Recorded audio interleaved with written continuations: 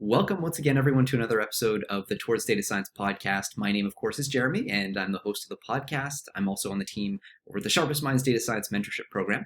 And I'm excited about today's episode because we're talking to Rob Miles, who's a really successful YouTuber whose channels focus on AI safety and AI alignment research. Now, Rob's actually been popularizing AI safety work since about 2014, which is long before most people were interested in this space. It's long before I knew about it, really, and as an area of focus. So he's got a lot of interesting perspectives on how the field has evolved, how AI research has gone from just purely focused on capabilities, making systems that are able to do more and more things, to now starting to worry a little bit more about, okay, how are we going to deploy these things? Should we worry about where the stuff is going, what the limiting case is when the technology gets really, really powerful?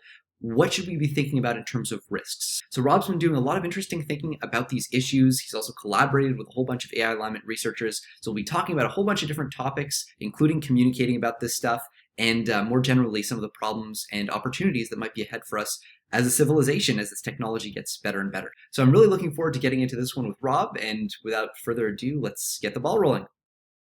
Hi, Rob. Thanks so much for joining me for the podcast. Hi, thanks. Good to see you. I've been following your YouTube channel for a really long time. I think it's a great source of information. I think one of the interesting things about what you've been doing is you've been talking about AI safety in some capacity or other since about 2014, which is way before most people. It's way before I was aware really of the problem. And one thing I wanted to start with here was how did you become aware of AI safety as an issue, and what made you dedicate so much time to that problem? Yeah, so it was around 2014 when I first started talking about this publicly. I got interested in it around 2010, 2011. What actually had happened was I had a Kindle for the first time. I had an ebook reader, and I was very excited about the ability to get through a lot of reading material very easily because I could have every book that I was reading on my person at all times. And at that time, I had a rule as an undergraduate that if I ever read 3 things from the same author, each of which caused a significant update in my views or my beliefs, or that was engaging or interesting or just generally excellent, that I would then try to read everything that author had ever written. And this triggered almost immediately on Eliezer Yudkowsky. And I don't know why I'd stumbled across some things possibly on overcoming bias or somewhere like that. And so I downloaded an ebook that I think Paul Crowley put together of every one of Eliezer's blog posts. And I put them on my Kindle and I just read them. And it took a while because he's a prolific guy. Yeah. Just going through all of those, it made it very clear to me that that this was an actual thing. Mm-hmm. Obviously, it's something which I had come across in various sort of science fiction contexts and so on, and that seems to be how it is with these subjects for most people.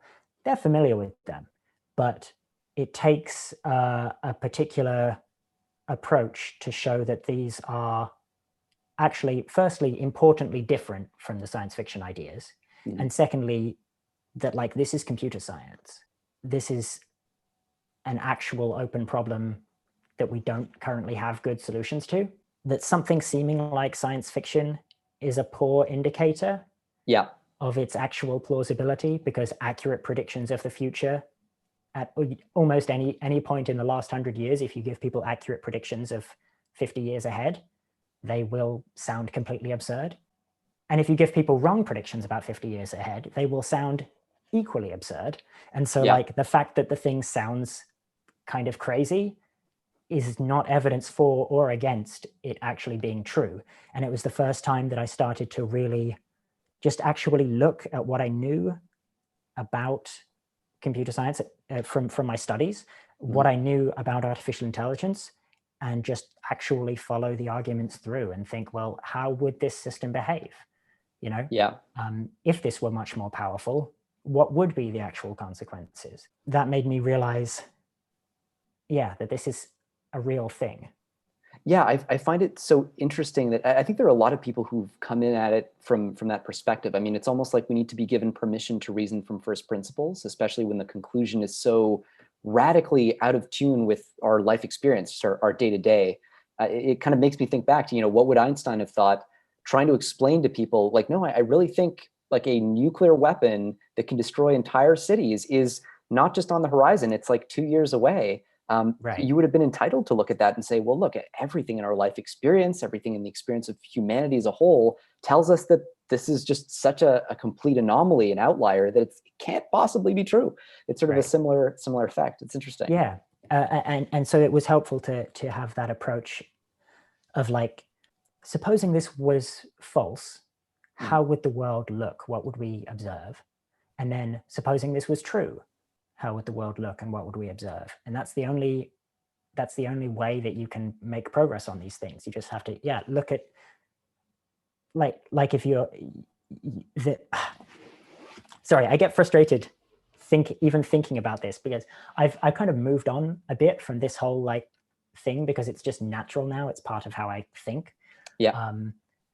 But I remember wrestling with this when I was talking with people about it earlier on, that there's no way to predict what AI systems are going to do by thinking about people and what people are saying and what people are thinking right now. Like, it could be that these people are like naive and hopeful about the future, and these people are cynical, and these people have lived through an AI winter, and these people haven't, and whatever else. And like, none of that is going to give you the answer, because this is a technical question. You have to look at the systems. You have to look at the engineering.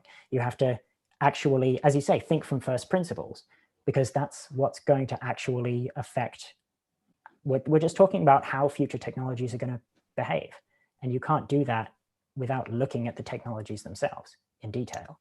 And so what was the process, if you try to reconstruct it, what was the intellectual process that you went through to conclude that, I'm pretty confident. Obviously, nobody is really confident. Actually, that's one of, I think, the most beautiful things about talking to people in this space.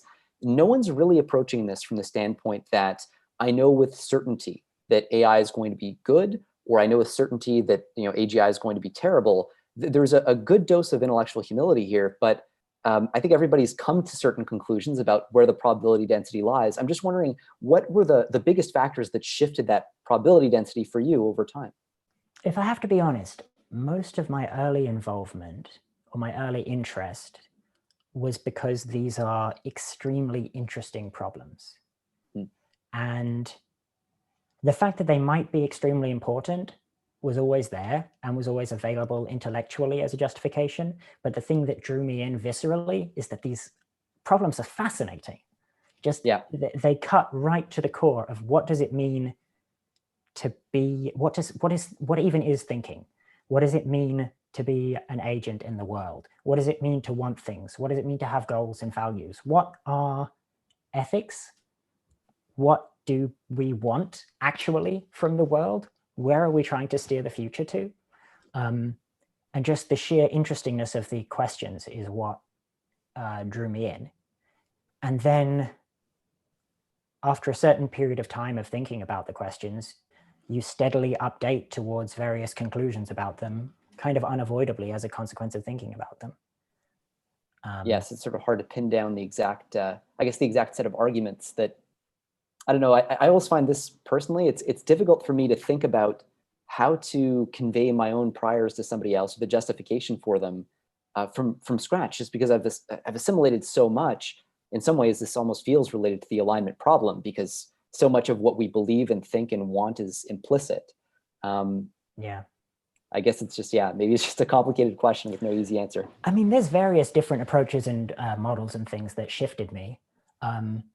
One of them was just the realization that really extreme, dramatic things can happen and have happened, especially, and this is like a whole thing that I don't know if we have time to go into, but thinking about the long arc of history and the optimization processes in that, in like a deep history, that you have evolution operating for a certain period of time, And then there's a switch that gets flipped somewhere where you have something that speeds up the rate, something like sexual reproduction, that speeds up the rate at which evolution can happen. And that when you look back in history, what you have is these tremendously long periods of one mode, and then a paradigm shift into a mode which is faster. And then you have like intelligent animals that can operate, and then they develop language, and they develop culture, and then they develop writing. And these are all things where you're either changing the way that information is being sort of modified, or the way that information is being stored. And each of these periods is dramatically shorter than the previous period. And that this is something that's happened several times.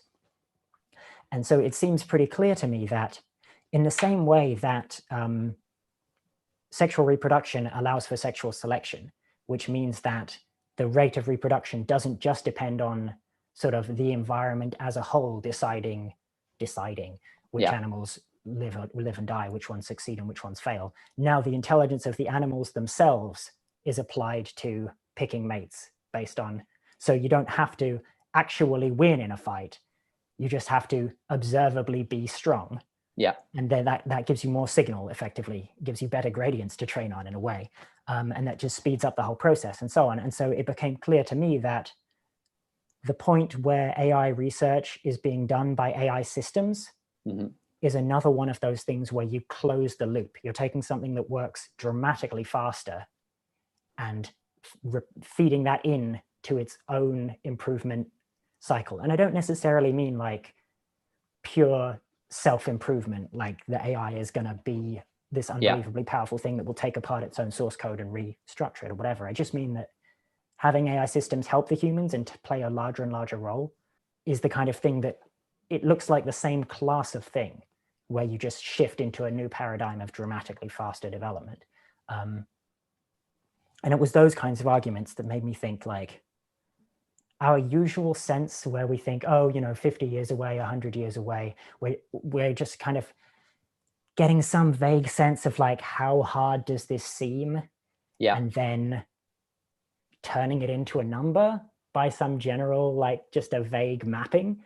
Whereas like, if you actually think about it, the number of seconds per second is going up as this whole process happens. The number of cycle times or, Right. Like if you make, if this is going to take 50 years of time to develop, that it doesn't really take 50 years of clock time. It takes 50 years of subjective time.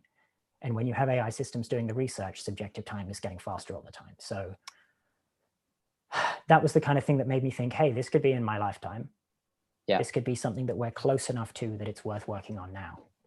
Well, this very much makes me think of, you had an interesting video where you talked about a popular sort of counter argument to the AI risk sort of argument, where people will say, well, look, aren't companies really just a kind of AGI already? Don't we have this kind of self-improvement quality? I think the way you've laid it out there just makes it so clear what the qualitative difference is. You're talking about a different regime of computation, really, in the history of the universe, in the computational history of the universe. So it really does seem like a lot of our metaphors and the things we're used to drawing our intuition from just become these very, very kind of frail things the moment we start to look at these massive qualitative transitions. Absolutely. And I think that you're right that most people in the field have a lot of humility about this, because we have lots and lots of arguments. People from the outside often view what we're talking about and say, this stuff is very difficult to predict, and you seem to be fairly confident in this particular outcome, whereas it could be anything. And there's various reasons why, there's various responses to that. But I think actually most of the time what these arguments do is they make you spread your distributions out. They make you spread your probability distributions out. And so, there's all kinds of problems and difficulties, and we really are very uncertain, but it means it works in both directions, right? It might take 10 times longer, but it might take 1/10 the time.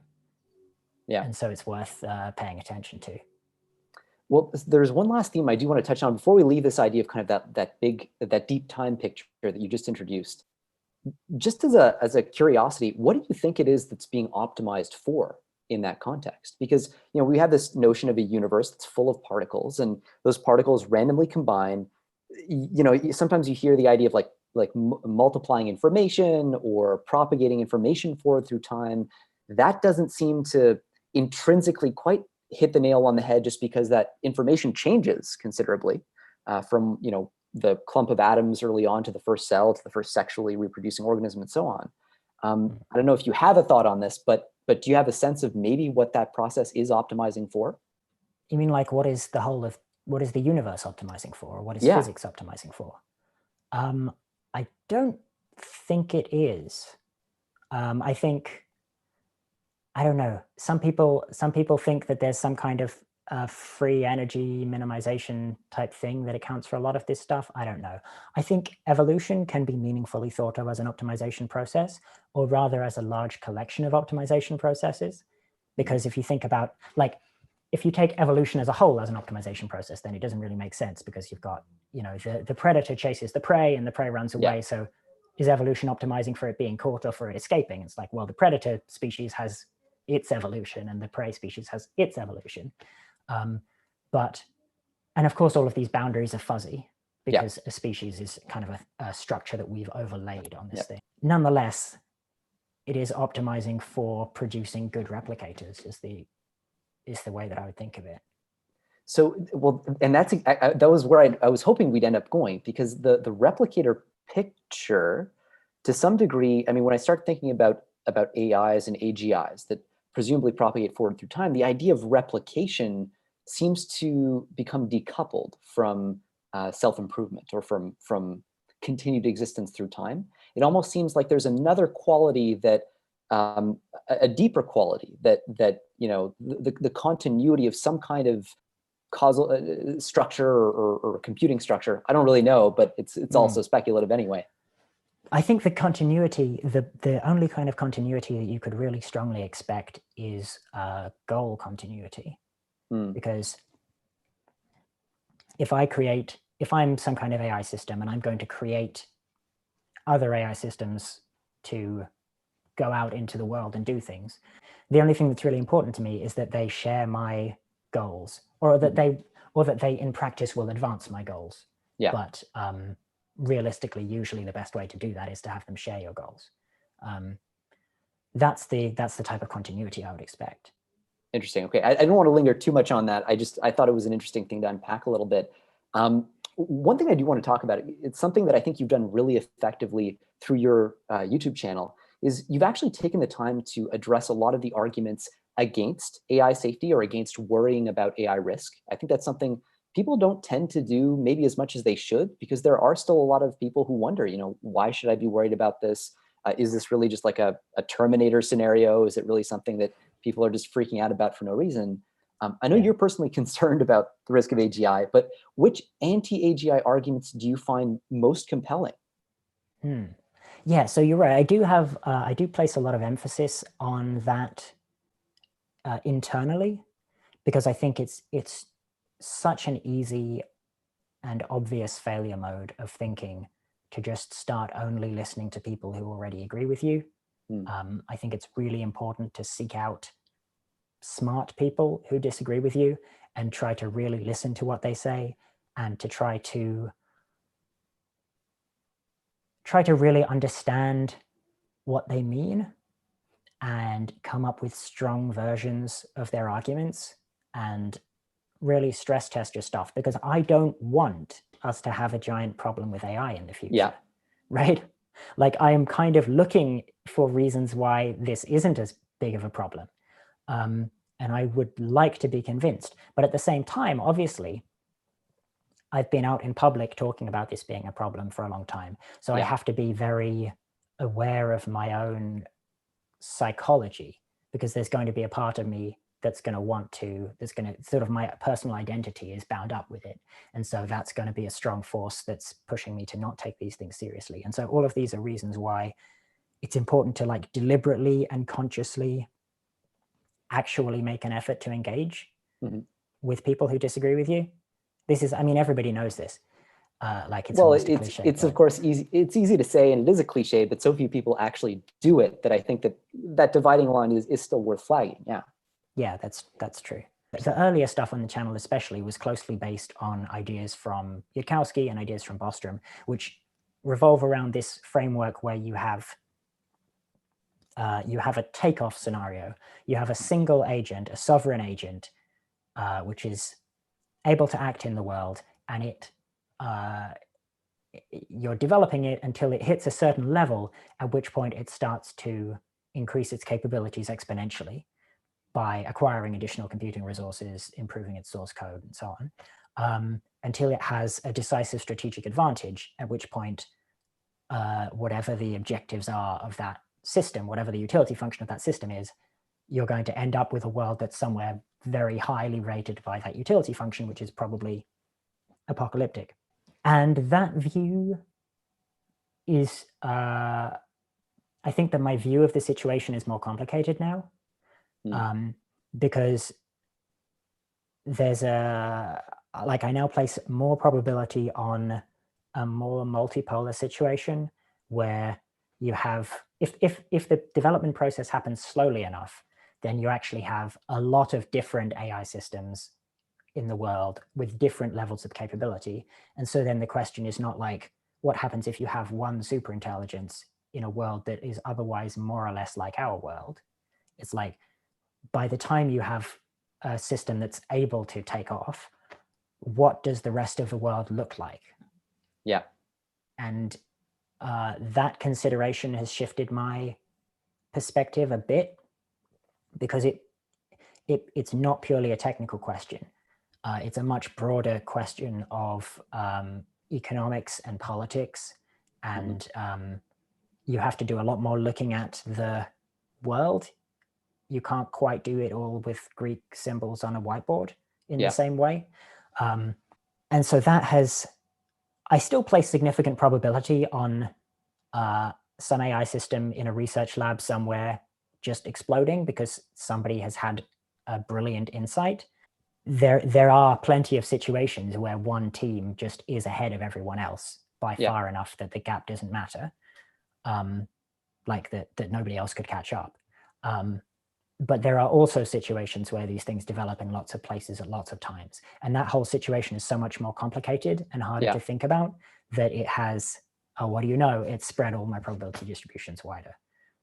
So I'm just less certain about those things than I used to. And that is, the thing is that the fundamental problem of not being able to specify what we want and having systems that are going after goals which aren't what we want is not solved by having lots of systems. Yeah. But it is complicated by it. I was going to say, it almost feels as though it's a strict exacerbation of the problem, to the degree that, or to the extent that it just creates a situation where now, even if you could solve the inner and outer alignment problems and everything's good technically, you then need to enforce those. You need to force companies and labs to implement those things, which seems to just add a policy layer on top of everything else. Yeah. Because if you have a singleton situation where you just have this one system that explodes, then at least if you get that one right, then you're okay. Yeah. Because it has power over everything else, and nobody else, like, you're not going to be able to launch your own unaligned AGI project in a world that has a singleton AGI, aligned AGI already in existence. So that lets you get around that problem. But yeah, it's a problem. Yeah. Well, so given the underlying pessimism that I think a lot of people might detect in the air here, in fairness, I don't think anyone places obviously 100% probability on the disastrous outcome. There's a wide range of disagreement in the community. You have some researchers saying, you know what, I think mostly I'm almost positive the outcome is going to be good. Other people somewhere in the middle. There's been a lot of polling, and you highlighted in one of your videos, I think, that cumulatively people who have a negative outlook on this stuff, people who think that AGI on the whole will be negative for humanity, it's something like 15% of whatever community was polled. And so I'm going to put a big asterisk there. Yeah. This isn't If you're talking about the Grace 2016, that was people who published papers in ICML and NeurIPS. Right. So pretty high quality researchers, but nonetheless not people focused on alignment, which in fairness, being focused on alignment means you're worried about safety. So it's tough to get a good poll here. But so basically baseline 15% in that poll, maybe that's shifted. But why do you think that something like 80 to 85% of people might view things more optimistically? Like, what do you think from your model of the world, where does that come from?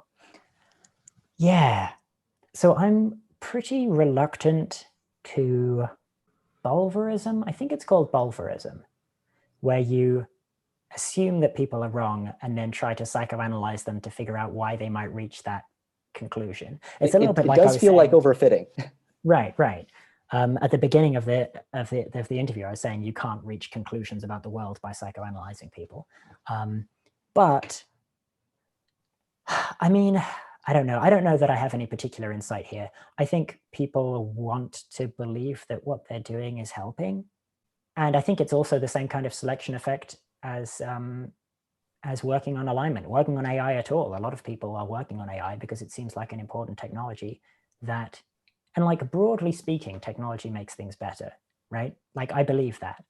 And I know a lot of people don't. I think broadly speaking, technology makes humans more powerful. It makes humans more able to do things. And so if humans are on the whole a good thing, which we are, sort of by definition, in my opinion, like according to human values, humans are pretty good. Yeah. Then something that allows us to get what we want is on the whole a positive thing, because people having their preferences satisfied is like a decent definition of what good is. So technology is good, and AI is a form of technology, and so it's probably good. It's like a reasonable prayer to have. I actually think 15% is kind of high. I don't know how this looks for other fields. How many automotive engineers think that cars are on the whole bad for the world? Yeah, I don't know. Probably less than 15%. Though, was this, now I'm trying to remember the exact framing of the poll, but was the poll about whether AI itself is good for the world in its current form, or the risks of future AGI, or the implications of taking this technology to the limit? I think it was about future impacts of AGI, but I think everybody, maybe it's not true. Maybe some people are just making their little narrow AI systems and not thinking about where this is going. But I think everybody has a sense of like, all AI research is broadly in this direction, right? Right. And after every AI winter, people pretend that it's not, but there's no pretending that this isn't what we're trying to do. Yeah, I guess it's the implications. I'm just thinking, if I were working in biotech, or whatever would be called biotech in the 1930s or 1940s, penicillin comes out, and now all of a sudden it's just this unambiguously wonderful thing. You're curing polio, you're doing things with smallpox, and then you turn around, it's 2020, and now people are starting to go, whoa, tabletop bioweapons are not that far out of the realm of what's possible as technology makes things cheaper. It seems like there might be, I don't know, it's again this kind of new regime of technological development where the world has so many degrees of freedom, and every time you take a technological step forward, you're opening a whole big subspace that wasn't previously accessible. And because there are far more configurations of the world that are very bad for humans than there are configurations that are good, those bigger steps tend to be a little riskier. I don't know if that's a fair assessment. Yeah, that's that fits with my models, I think. Cool. Well, we're two optimists here. Great. Well, I do want to ask a question then more on the technical alignment side, because that's something you focused a lot of your content on. I've learned a lot from your channel on that topic, actually. Nice. There are a couple of different schools of thought. It's almost hard to classify and do the taxonomy of these schools of thought, but I'm going to take a shot here, and I want you to feel free to shoot me down on this. Okay. My sense is that there's one group of people that approaches the alignment problem with a kind of what I might, for want of a better term, call it an engineering mindset. And the philosophy here is something like, our best shot at making AI safe is to align it more or less as we build it. So build it a little bit, notice, oh, the tower's wobbly, so I'm just going to fix it as I go. And then the second is maybe more perfectionistic, a little bit more philosophically mathematical, taking the view that, we only get one shot at doing this right because, maybe because self-improving systems rapidly reach takeoff velocity and get away from us, or whatever reason. I guess maybe I'll stop there. Do you agree with that framing, or am I missing something there? I think there's kind of, okay, so here's a metaphor. Suppose we're building aircraft. We want to build an aircraft that's going to take us to a particular city that's distant from us. That's our goal. And we want to do this safely. And let's say that it's an island. And really all that matters is correctly aiming at that island so that when we land there and not in the ocean. Yeah. So you've sort of characterized two different approaches. One as being let's build this thing perfectly so that it's aimed exactly at the island and then press the button. And another one, which is we'll wing it. We'll do it. We'll play it by ear as we go. And in practice, the best way to do it is a combination, by which I mean you do a lot of very, very careful engineering, but you do still expect somebody in the aeroplane to be adjusting it as you go. Mm-hmm. But the precise mechanisms by which you are getting feedback about which direction you're headed and controlling and adjusting your trajectory, these are all very carefully planned and engineered things. But you don't try and do all of your planning up front. You plan in exactly the ways in which you're going to adjust. So an approach, whereas the extreme other approach would be we're going to take off in our aircraft and then see if we can't design some rudders and ailerons and control systems and radar and whatnot on the way, right? And that's, I think, either extreme is foolish. And then there's a question of how you're going to balance these concerns. But I think nobody is actually at either of those extremes. The people who are the most mathematically minded are just saying, look, we need to really understand and have strong assurances that when you turn left on the thing, the plane is actually going to go left. And other people are saying, other people are focused. It's more like, are you focused more on the mathematics of aerodynamics and all of that stuff, or are you interested in the details of avionics? But they're both engineering approaches towards getting a system that's controllable and that does what you want it to do. And what would be some of the more recent innovations on that front? Are there new approaches to alignment that you've become aware of in the last, say, 2 years that you think are worth highlighting, especially for people who are just trying to orient themselves in the space? I have a really hard time keeping track of time. So I have no idea what came out in the last 2 years. Sometimes I think things have been around forever and they're actually only a year or two old.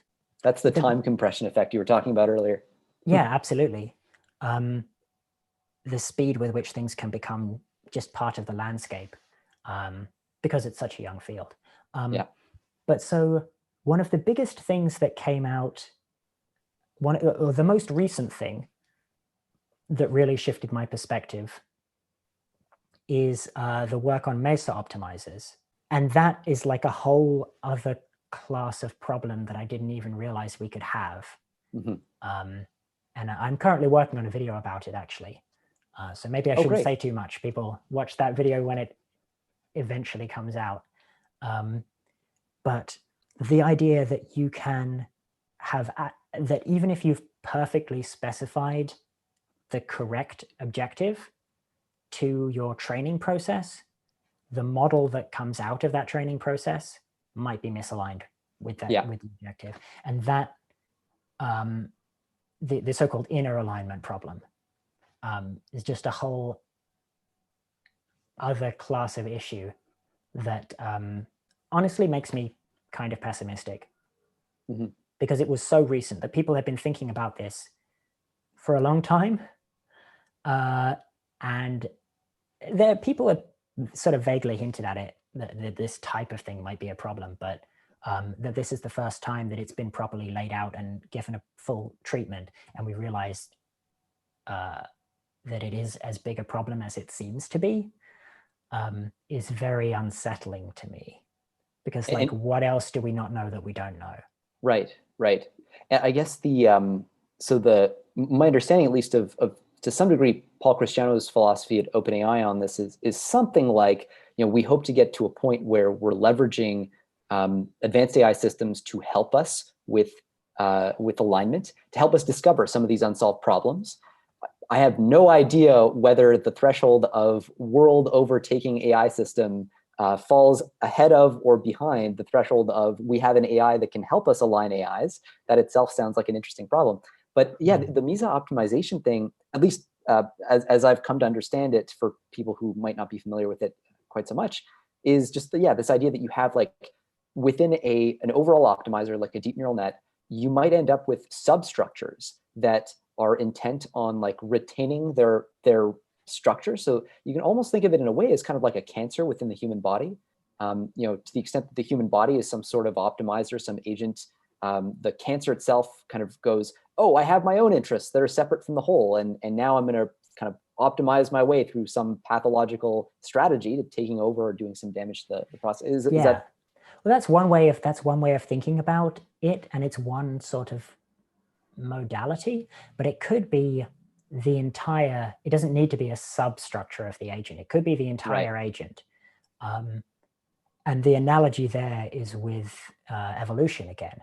If you think about evolution, if you model it as an optimization process, it has an objective, which is to maximize inclusive fitness or whatever, maximize the number of surviving offspring you have.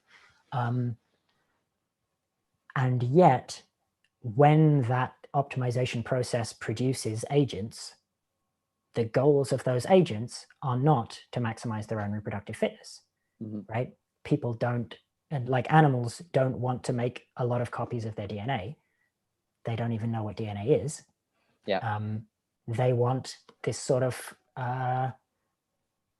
this unpredictably derived set of goals, which are a function of the original goal, certainly, but also little contingent things of the training environment and details of different strategies that help them to succeed in the ancestral environment and so on.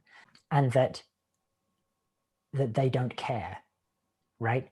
Like human beings, even when we understand what the goals were of the optimization process that created us, that's not persuasive to us. Right. And we will continue to like use contraception and whatever else. We go for, we're taking this, we because we don't have a goal that's optimize our reproductive fitness. And so our goals include things like eat food that's tasty, which like was helpful, but nowadays is actually not necessarily the best thing to do. Because the environment is different. So that's the other way of thinking about it, that you have the capacity to end up with a trained network that has goals that are like unpredictably different from the goals that you actually specified. And what's more,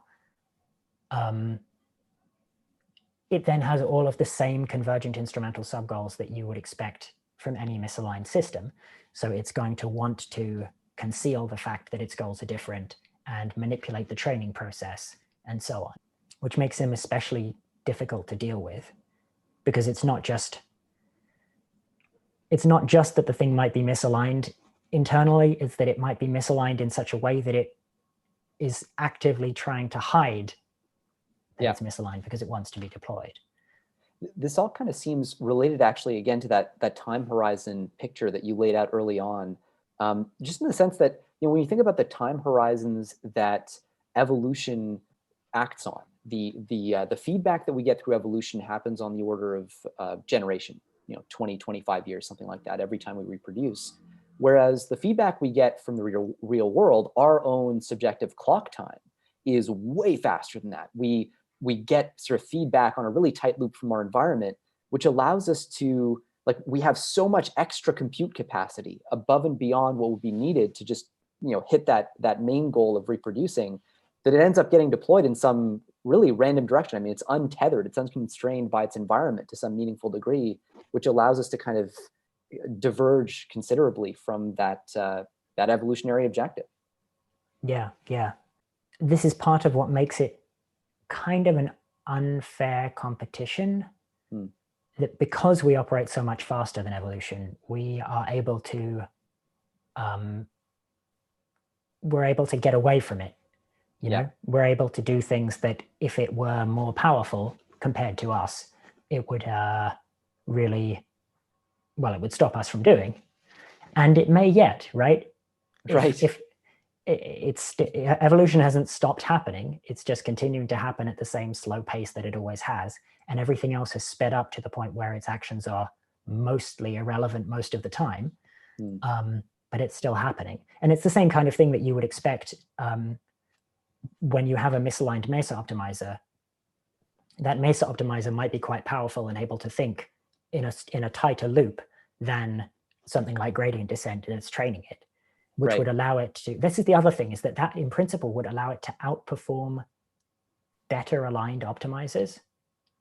So, and then that's really annoying, because then gradient descent is going to actively try and select the misaligned mesa optimizers because they're doing a better job, because they're the only ones who realize that they're in a training system with this particular objective that they're now actively trying to optimize as an instrumental goal towards getting themselves deployed in the real world.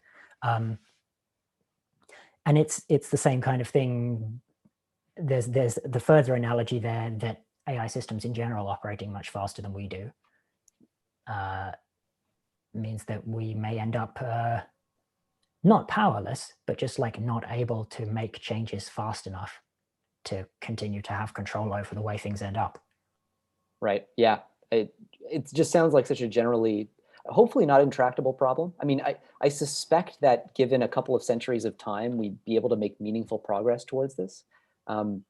We have question mark number of years or hopefully decades. Actually, maybe to wrap things up, because I know you got to get going, but do you have any thoughts about, what somebody who's concerned about this topic or just generally intellectually curious about AI alignment, the technical details of all this stuff, how might they start getting involved, start figuring out where the open problems are, and what should they read?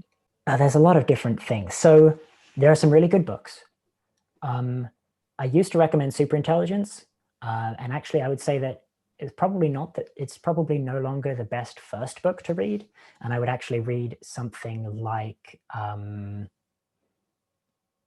Compatible, Stuart Russell's book, which came out relatively recently and is a good solid introduction to the area. The other thing is, and I'm going to recommend a book that I haven't finished reading yet because it came out like the middle of last week, I think, which is The Alignment Problem by Brian Christian. So far, it's very good. And that goes over, again, it seems like a good sort of introduction to the field for the general public to get a feel for what the different problems are. If you're already a bit more involved in sort of machine learning and AI stuff, I actually would recommend reading the Alignment newsletter, rather. So I'm just going to say this because I don't think Robert's going to actually plug this, but I desperately want him to. So Rob's been doing a podcast version of the Alignment newsletter, which is just really great. So just to toss that out there, you can check that out as well. But yeah, so the newsletter is really, really good in that it's a weekly newsletter which summarizes research that's happened in a week. So I think it's really good if you are already a researcher. Yeah. The problem that I often have when talking to people who actually know a lot about AI and a lot about machine learning is that they don't realize the extent to which this is like a real active field that people are publishing a lot of papers in, that it's a growing field, and but it's still tiny, right? It's growing, but it's tiny. But that these are real problems that you can do computer science on. And I think the newsletter is really good at giving you a feel for the kinds of papers that people are writing and the kinds of problems that people are making incremental progress on. Yeah. And actually, so people who've been listening to the podcast, probably the episode, I think, before this one will be with Rohin Shah, who actually puts out the Alignment newsletter. So these might be a good kind of back-to-back series to watch or listen to. Rob, thanks so much. Oh, sorry. No, I was just going to say, like, I don't, it's a weird thing. I actually don't feel weird about plugging the podcast because I take no credit for it. I mean, literally, I just read out the newsletter. But if you're listening to this podcast, you're probably a person who likes to listen to podcasts, a person who likes to take in information through their ears. And I like to think that I do a better job than text-to-speech software can. There you especially go. with the technical terminology and stuff. You know what? And let's hope that's always the case. I would do it anyway. There you go. That's the spirit. Yeah, very human. Thanks so much, Rob. Really appreciate it. We'll be leaving links to all those books, actually, and of course, your YouTube channel in the blog post that will accompany this podcast. So if anybody wants to check out Rob's channel, highly recommend it.